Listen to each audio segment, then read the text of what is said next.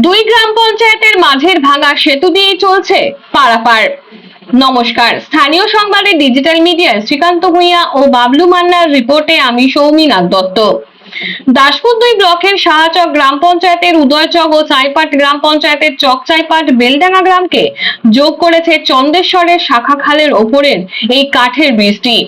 প্রায় 4 বছর আগে তৃণমূল পরিচালিত সাহাচক গ্রাম পঞ্চায়েতের উদ্যোগে কয়েক লক্ষ টাকা ব্যয়ে এই পুলটি নির্মাণ করা হয়েছিল। সময় পার হয়েছে, মাঝে সামান্য মেরামত হলেও পরে এক প্রকার দেখভালের অভাবে কাঠের সেতুটি সম্পূর্ণরূপে ভেঙে গেছে।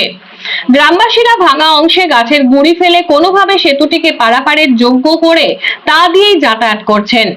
ওই সেতুটি ব্যবহার করে উদয়চক, চকচাইপাট, ভুতা, দড়ি অযোধ্যা সহ বেশ কয়েকটি গ্রামের কয়েক হাজার মানুষ। দাসপুর 2 পঞ্চায়েত সমিতির সভাপতি শিখা দোলের বাড়ি উদয়চক গ্রামে।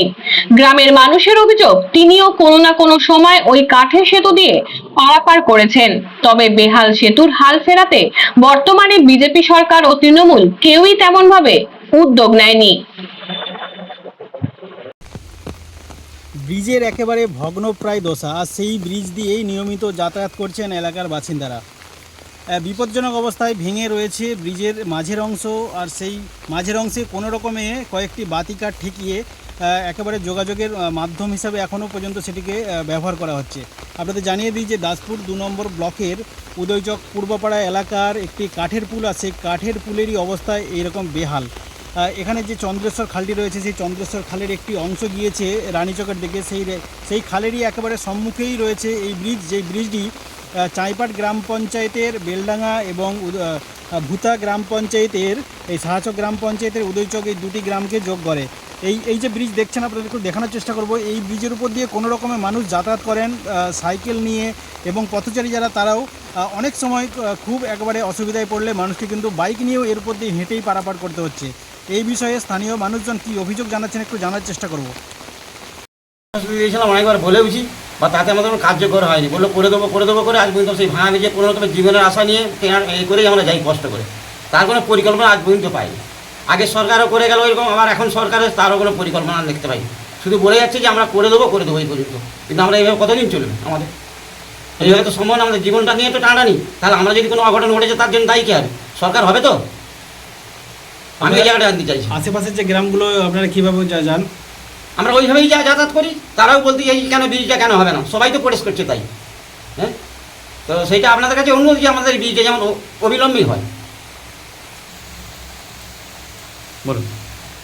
আমাদের গ্রামের পঞ্চায়েত আছেন সভাপতি আমাদের শিখা দোলই, তেনাকে অনেকবার বলা হয়েছে, বা অঞ্চল প্রধানকেও বলা হয়েছে, তিনি আজ পর্যন্ত আমাদের গুরুত্ব দেননি। তিনি এখান থেকেও যাতায়াত করেছেন, এখন ব্রিজের জন্য তিনি আর যাতায়াত আমাদের করেননি।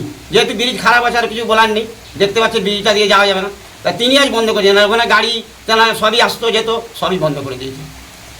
এই ব্রিজটা কতদিন আগে নির্মাণ হয়েছে? ব্রিজটা হয়েছে মোটামুটি আজকে, এর আগে কাঠের ব্রিজ একটা ছিল, এরপরে আবার ভেঙে যেতে আবার কাঠের ব্রিজ হয়েছিল। এর পরবর্তী হলে আমাদের খবর হলো না কাঠের হবে না, এবার আমরা পাকা করে দেবো সুইচ গেট। এই রিপোর্টে আমার দিকে দিয়ে কারা করেছিল এই ব্রিজটা? ওইটা মানে ওই তৃণমূল সংস্থা সরকারি করেছিল তখন, গ্রাম পঞ্চায়েতের উদ্যোগে। গ্রাম পঞ্চায়েতেরা। কারা বলেছিল আপনাদেরকে যে পাকার ব্রিজ করে দেবে? ওটা প্রধান বলেছিল, বা শিখা দোলই এরাও বলেছিল, বা আমাদের বল্লানি মান্না এরাও বলেছিল যে এটা ব্রিজ করে দেবো পাকা। এর মধ্যে জয়দেব মান্নাও ছিল তখন, বর্তমানে অজিত জানা, মানে তৃণমূল সরকারের বলেছিল। এখন তো সরকার পরিবর্তন হয়েছে, কি আশা করছেন? এখন আশা করছি সরকার যখন পরিবর্তন হয়েছে, আশা করবো যে এবার আমরা ব্রিজটা হবে, এইটাই আশা করছি।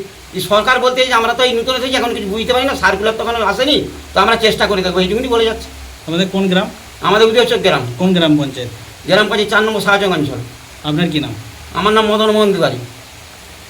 কেউ পড়ে গেলেই মরে যাবে, কেউ গাড়িলেও যেতে পারছে না, মানুষও হেঁটে যেতে পারছে না। সরকার এসছে, তারাও কিছু দেখছে না, তাহলে কবে দেখবে? মরে গেলে পরে না, এটাই মেন আমাদের বক্তব্য। আপনার নাম কি? অভিরাম মাইতি। কোন গ্রাম? উদয়চক গ্রাম।